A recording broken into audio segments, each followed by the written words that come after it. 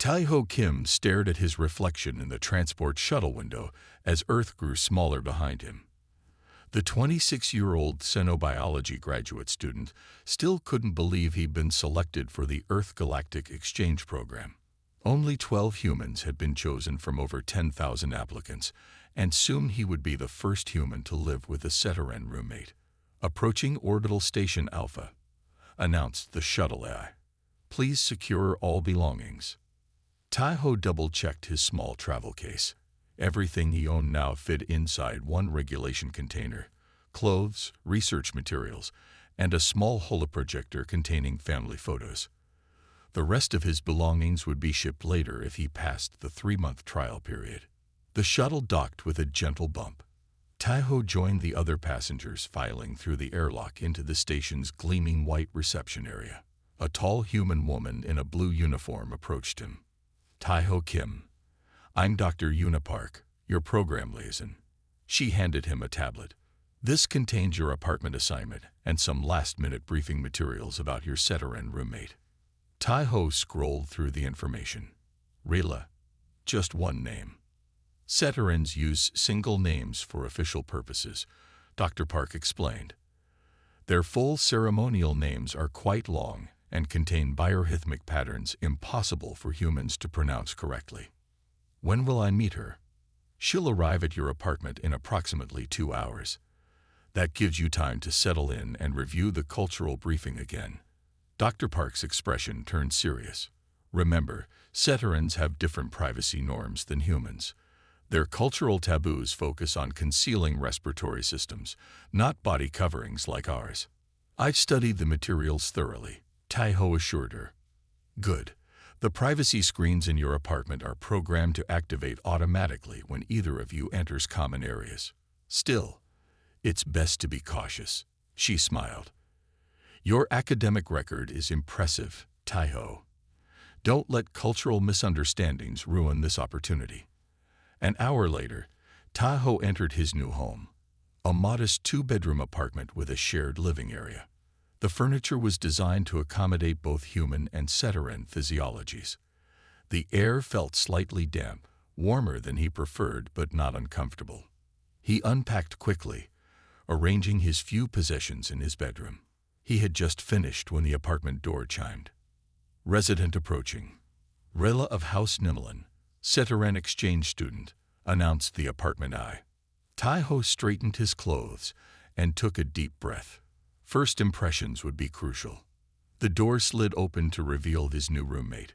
Rila stood slightly taller than Tae-ho, with smooth aquamarine skin that seemed to shimmer under the lights. Delicate gill slits lined the sides of her slender neck, opening and closing gently as she breathed.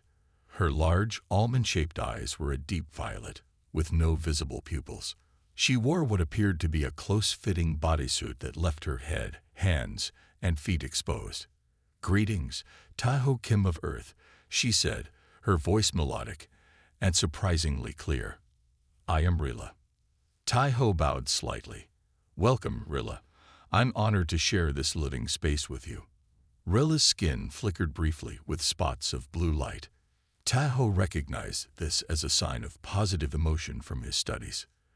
"The honor is mutual," she replied. "You are the first human I have met in person."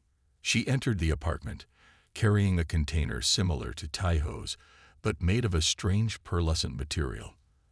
As she moved, he noticed the graceful fluidity of her movements, almost as if she were still partially underwater. "Your living environment is quite dry," Rila commented, gesturing at the room. "I can adjust the humidity," Tae-ho offered quickly, moving to the environmental controls.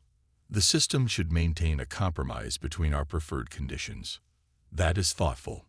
My species evolved in oceanic environments, though we have adapted to live on land for extended periods." She set down her container.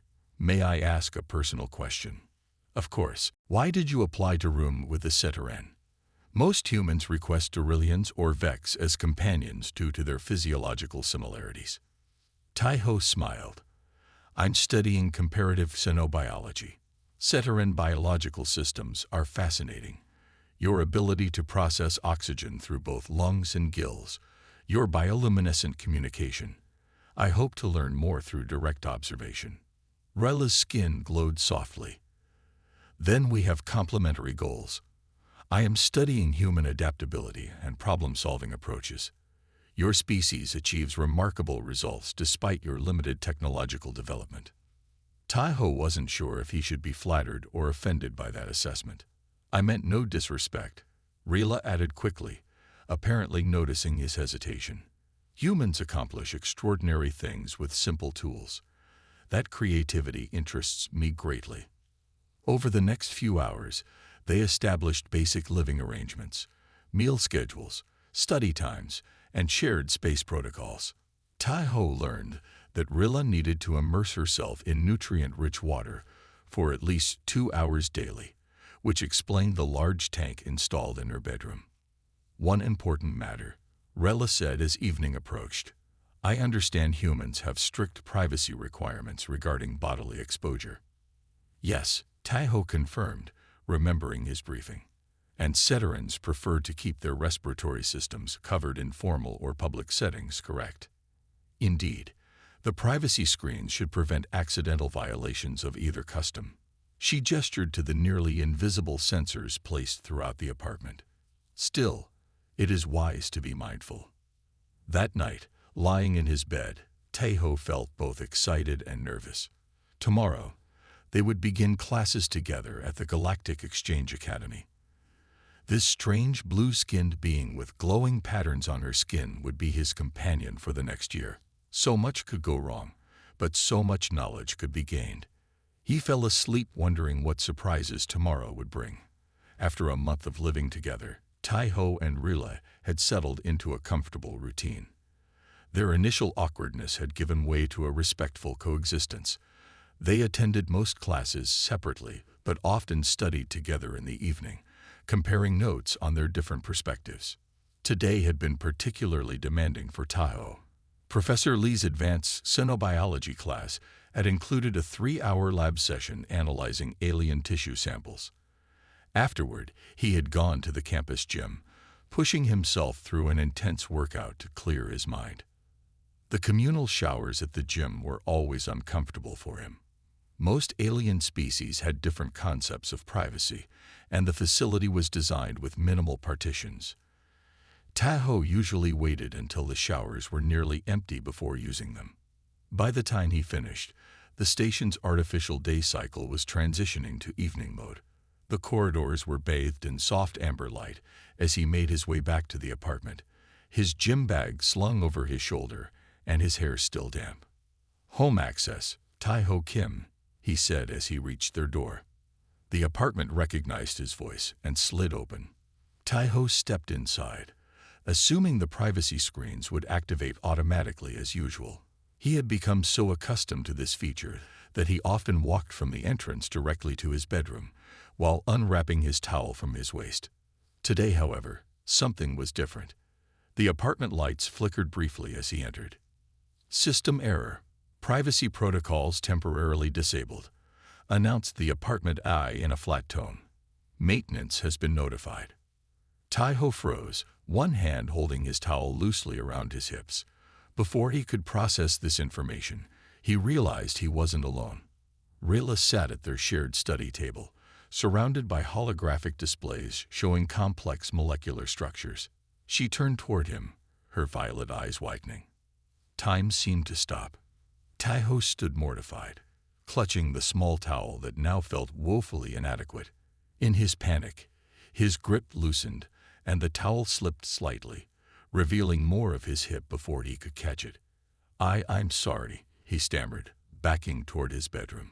The privacy screens aren't working. But instead of looking away or showing signs of offense, Rilla's skin began to pulse with bright patterns of blue and purple light. These bioluminescent displays spread across her face and arms in rapid, complex sequences. Taiho recognized this as intense emotional expression from his studies, but couldn't interpret the specific meaning. Was she angry? Disgusted? Fascinating? Rila exclaimed, rising from her chair.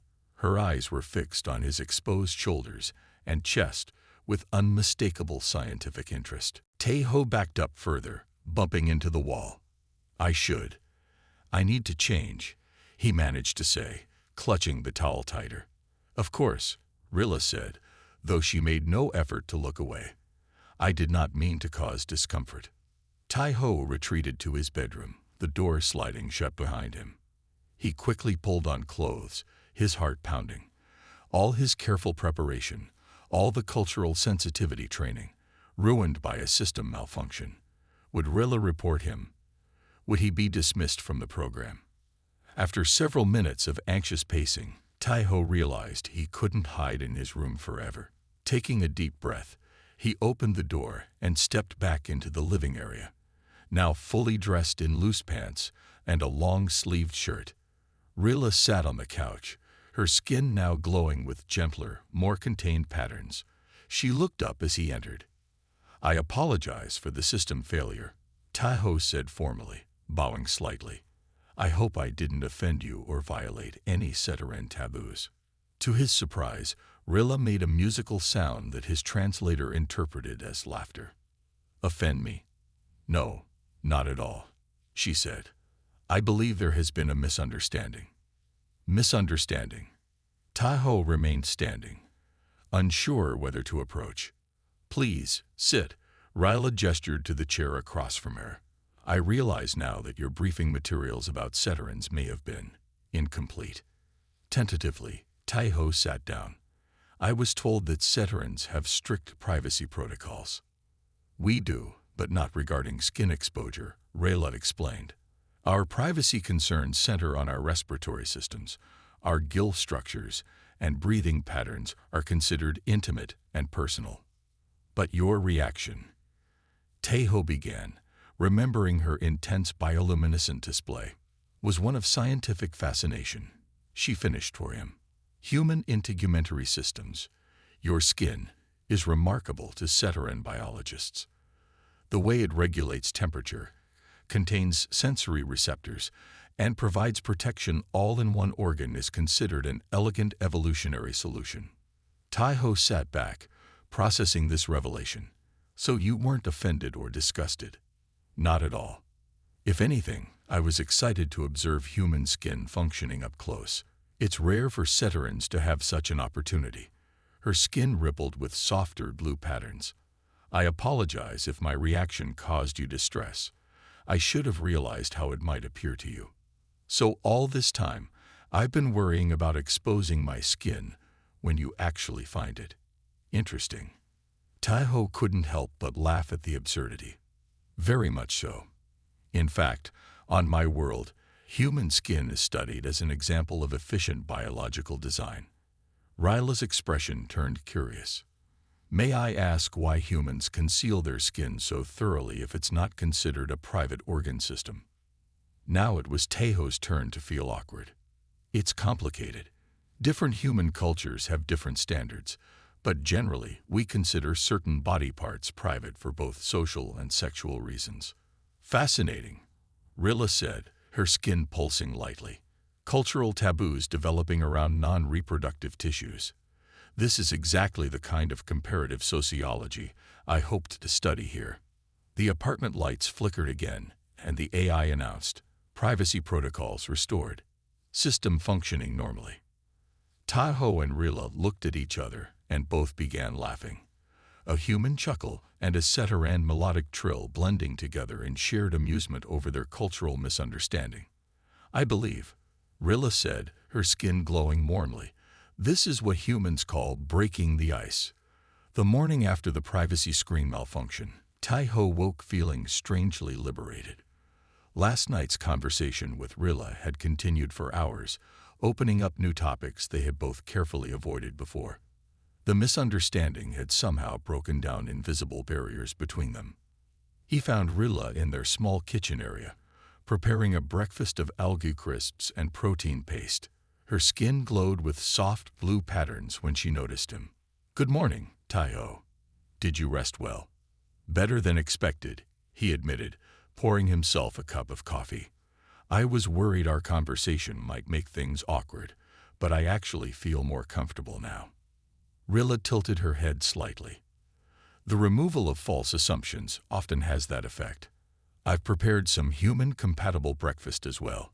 She gestured to a plate of toast and fruit. Thank you. Tahoe sat at their small table. I'm still trying to understand what happened yesterday. You mentioned that Ceterans consider human skin fascinating. Indeed. Rilla joined him at the table. Your integumentary system performs multiple functions simultaneously: protection, temperature regulation, sensation, water retention. Ceteran biology separates these functions into different systems. Taiho looked at his arm with renewed interest. I never thought of my skin as remarkable. It's just skin. That is often the way with evolutionary adaptations. We take our own biology for granted. Ryla's gill slits pulsed gently. May I ask what humans find interesting about Ceteran physiology? Your bioluminescence, definitely, Taiho replied. The way you communicate emotions and complex ideas through light patterns is incredible. Human communication relies heavily on facial expressions and vocal tone. Yet you conceal much of your communication equipment behind fabric, Rila observed. Taiho laughed. When you put it that way, it does seem contradictory. They spent the next hour comparing biological differences, each growing more comfortable with the topic. Taiho learned that Ceteran gill coverings, the delicate flaps Rilla always kept carefully draped with scarves in public, were considered deeply personal. Exposing them was reserved for medical professionals, family members, and intimate partners. It would be similar to humans walking around with their lungs visible, Rayla explained. That helps me understand, Taiho said. Though I'm curious, why respiratory organs specifically? Why not digestive or reproductive systems? Our respiratory systems evolved as our primary means of communication. Before we developed bioluminescence, ancient Ceterans communicated through gill pulsations and controlled water currents. Ryla's skin glowed with deeper blues. They remain connected to our emotional responses. When I feel strong emotions, my gill patterns change involuntarily. Like human blushing or goosebumps, Taiho suggested. Exactly, though more expressive. A trained Ceteran can read another's gill patterns like an open book. Hence our desire for privacy. Later that day, they attended classes separately, but met in the station's biodome during their shared break. The artificial environment housed plants from dozens of worlds, creating a peaceful retreat for students. I have been considering our discussion, Rella said as they walked among luminescent ferns from her homeworld. Would you be comfortable with an exchange of cultural taboos? What did you have in mind? Taiho asked. I could show you my gill structures in their natural state, without coverings, if you would explain more about human skin sensitivity and why certain areas are considered private. Taiho felt his face warm. That would be a significant display of trust on your part. As would your explanations be for you, she countered. Is this too forward of me? No, it's a reasonable exchange, Taiho said after a moment. If we're going to study xenobiology together, we should understand each other's biology. They returned to their apartment, where Rilla carefully unwound the iridescent scarf that always draped her neck. Beneath it, delicate structures like feathery coral formations pulsed with gentle movements. They changed color subtly as she breathed, shifting from deep blue to purple and back again. These patterns are currently expressing mild nervousness mixed with scientific curiosity, she explained. Taiho was mesmerized by the complex beauty of her respiratory system. It's beautiful, he said honestly. Thank you for trusting me with this. Rila rewrapped her gill coverings.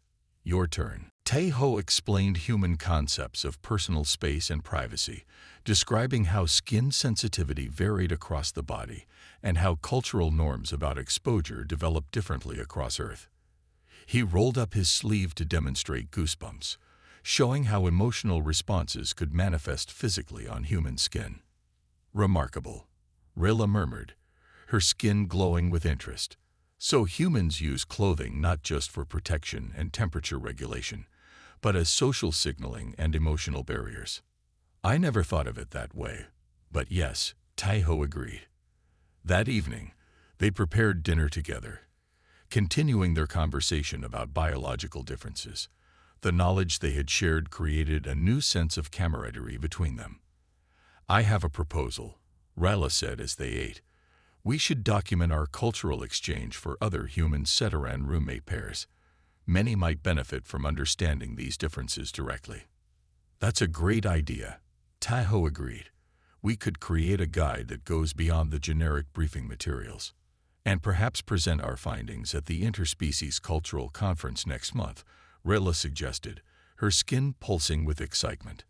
"From awkward roommates to research partners," Taiho mused, "all because of a privacy screen malfunction." Ryla's gill areas fluttered slightly beneath her scarf. Sometimes the most significant scientific breakthroughs begin with accidents. As they cleaned up after dinner, Taiho realized how different their relationship felt now. What had begun as an embarrassing misunderstanding had transformed into a genuine friendship built on mutual respect and curiosity. 2 weeks after their cultural exchange, Taiho and Rila had grown more comfortable with each other. They had started working on their joint presentation for the Interspecies Cultural Conference, documenting their discoveries about human and Ceteran biological differences. The station's science faculty had shown interest in their research, and several other mixed-species roommate pairs had begun asking them for advice. Today, they were attending a xenobiology field trip to the station's lower levels, where various Earth ecosystems had been recreated for research purposes. Professor Jun had organized the excursion to study how Earth plants adapted to artificial gravity and light conditions. "The desert biome is particularly interesting," Professor Jun explained as the group of 20 students entered a large chamber filled with sand, cacti, and heat lamps. Earth's desert plants have evolved remarkable water conservation methods that have inspired technologies across the galaxy. Taiho noticed Rila applying a thick gel to her exposed skin before they entered. "Extra moisture protection?" he asked. "Yes, desert environments are challenging for Ceterans," she explained. "Our skin requires constant hydration. Will you be okay in there? It looks very dry." "The gel should provide sufficient protection for the 2-hour session," Rilla assured him. "I have emergency hydration packs if needed." The class spread out through the desert biome, taking samples and readings of the various plants. Taiho found himself fascinated by the barrel cacti, their rounded shapes efficiently storing water in the harsh conditions. He was sketching one when the station's alert system suddenly activated. "Attention all personnel. Environmental control malfunction detected in Sector 7. Emergency protocols activated. Please proceed to evacuation points immediately." The students looked up in alarm. Professor Jun raised his voice over the sirens. "Remain calm. The desert biome is in Sector 7. We need to evacuate now. Follow the illuminated path to the exit." As the group moved toward the doors, the chamber's environmental systems began to malfunction. The humidity level, already low, plummeted further as the air circulation increased. The temperature rose sharply. "The system is trying to correct itself but overcompensating," Professor Jun explained as they hurried. "Stay together." Taiho looked for Rilla and saw her falling behind. Her normally vibrant aquamarine skin was turning a dull gray-blue, and her movements had become sluggish. He pushed through the group to reach her. "Rilla, are you all right?" "Water reserves depleting too quickly," she managed to say. Her voice sounded dry, her normally melodious tones cracking. "The emergency has triggered rapid dehydration." Taiho supported her as they continued toward the exit. "Where are your emergency hydration packs?" "Used them already," she whispered. The malfunction, much worse than anticipated. By the time they reached the biome exit, Rilla could barely stand. The evacuation route required them to walk through several more chambers to reach the main corridor. Professor Jun looked at Rilla with concern. "She needs immediate hydration. Her systems are shutting down," he said grimly. "The nearest medical facility is 10 minutes away." "She doesn't have 10 minutes, Taiho realized, seeing how rapidly Rilla's condition was deteriorating. Her skin was now flaking in places, and her breathing had become labored. Tai-ho thought quickly about what he had learned about Ceteran physiology. Their skin could absorb moisture directly from their environment, but Rila needed more than the small amount of water they had with them. Then he remembered their conversations about human skin, how it retained moisture and regulated temperature through sweat. Without hesitation, Tai-ho pulled off his shirt. "I need all your water bottles," he told the other students. Several handed theirs over immediately. He soaked his shirt with the water, wringing out the excess. "Rila, your skin can absorb moisture directly, right?" She nodded weakly. "I'm going to wrap this around you. The fabric will hold the moisture against your skin and slow evaporation." He carefully draped the damp shirt around her shoulders and upper body, making sure it covered her gill areas and face. "Human clothing is effective at moisture retention," Rila said, her voice already stronger. "The fabric holds water against my skin much more efficiently than the gel." Professor Jun watched with interest. "Clever adaptation of available resources, Tai-ho. The natural fibers in your clothing hold water differently than synthetic materials." As they continued their evacuation, Tai-ho kept adding small amounts of remaining water to the shirt, creating a makeshift hydration system. By the time they reached the main corridor, Rilla's color had improved significantly. "How did you know this would work?" Professor Jun asked as medical personnel arrived to treat Rila. "We've been studying our biological differences," Tai-ho explained. "Human skin has multiple functions, including moisture retention. I realized my shirt could serve as an external version of that system for Rila." The medical team confirmed that Tai-ho's quick thinking had prevented serious harm. While Rila would need time in a hydration chamber to fully recover, she had avoided the cellular damage that typically accompanied severe Ceteran dehydration. Later that evening, Tai-ho visited Rila in the medical bay. She was submerged in a nutrient-rich solution, only her head above the liquid. Her skin had regained its vibrant aquamarine color, and the bioluminescent patterns glowed with health. "The medical staff told me what you did," she said when she saw him. "They were quite impressed with your solution." "I just applied what I learned from our discussions," Tai-ho said modestly. "No, it was more than that. You understood my biology well enough to create an emergency adaptation using human technology, your clothing." Her skin glowed with warm patterns. "The doctors are calling it a human skin proxy system. They want to develop it for emergency use with other aquatic species." "Human skin technology," Tai-ho joked.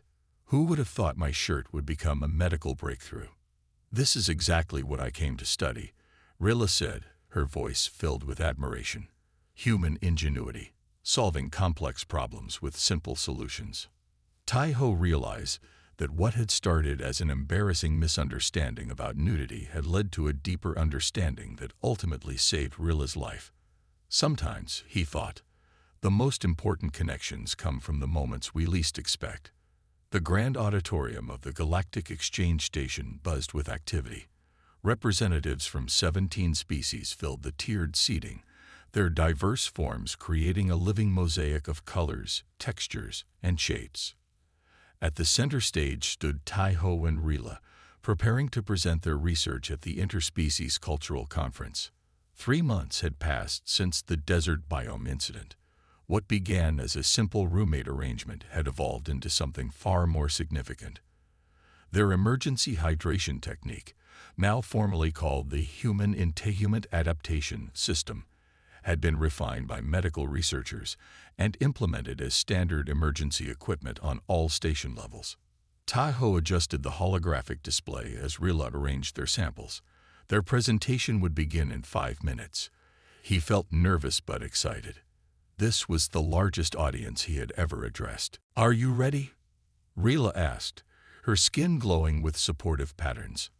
"As ready as I'll ever be," Tai-ho replied. "I still can't believe the Galactic Council representative is attending." "Your innovation deserves the attention," Rila said firmly. "It has already saved lives." The lights dimmed, signaling the start of their session. Professor Jun stepped forward to introduce them. Today's presentation examines how cultural misunderstandings can lead to scientific breakthroughs. Please welcome Taiho Kim of Earth and Rila of Sitara, whose collaborative research began with an accidental privacy violation and resulted in a revolutionary emergency medical technique. Taiho stepped forward first. Thank you all for coming. Our story begins with a broken privacy screen and two very embarrassed roommates. The audience laughed, creating a relaxed atmosphere. Taiho and Rila took turns explaining their journey, from awkward cohabitation to cultural exchange to the crisis that forced them to apply their knowledge in an unexpected way. Human skin performs multiple functions simultaneously, Rila explained, displaying comparative anatomy charts. What Ceterans accomplish with 5 separate biological systems, humans achieve with one adaptable organ. And what humans consider private or taboo, Ceterans view as fascinating evolutionary adaptations, Taiho added. This cross-cultural perspective allowed us to see familiar biology in new ways. They demonstrated their emergency hydration system, showing how simple human clothing could be modified to support various aquatic species during atmospheric emergencies. The technique had already been used successfully during 3 separate incidents on the station. But our research has broader implications, Taiho continued. Humans are often viewed as technologically underdeveloped compared to other galactic species. Yet our biological adaptations and problem-solving approaches offer unique perspectives that more advanced civilizations sometimes overlook. Rila nodded in agreement. Ceteran science focuses on complex, specialized solutions. Human science excels at finding simple, versatile applications for existing resources. Both approaches have value. As they concluded their presentation, the audience responded with enthusiastic applause. Species with tentacles waved them appreciatively, while those with bioluminescent capabilities flashed patterns of approval. During the question period, a tall, willowy figure rose from the front row. Ambassador Nori, the Galactic Council representative. The room quieted immediately. Your research highlights something the Council has debated since Earth joined the galactic community, Ambassador Nori said, her translucent skin shimmering under the lights. Humans lack the technological advancement of most member species, yet repeatedly demonstrate remarkable adaptability and creative problem-solving. How do you explain this apparent contradiction? Taiho and Rila exchanged glances. This was a politically charged question with significant implications for Earth's status in the galactic community. Taiho considered his answer carefully. I believe it stems from Earth's unique evolutionary history. Humans developed on a planet with extreme environmental diversity. Deserts, oceans, mountains, forests, all within relatively small geographical areas. We had to adapt quickly to changing conditions without specializing too deeply in any one environment. Rila added, while Ceterans evolved complex solutions for our stable oceanic environment, humans developed versatile approaches that work reasonably well across many situations. This creates a different kind of intelligence, one that sees connections between seemingly unrelated problems. Ambassador Nori nodded thoughtfully. Perhaps this explains why human colonies have thrived on worlds where other species struggled. You see possibilities where others see only limitations. After the presentation, they were approached by researchers and diplomats from multiple worlds. A Dorlian medical officer requested permission to implement their technique on medical ships. A Vex engineer wanted to discuss potential applications for their colony on an arid planet. Most surprisingly, Ambassador Nori herself requested a private meeting.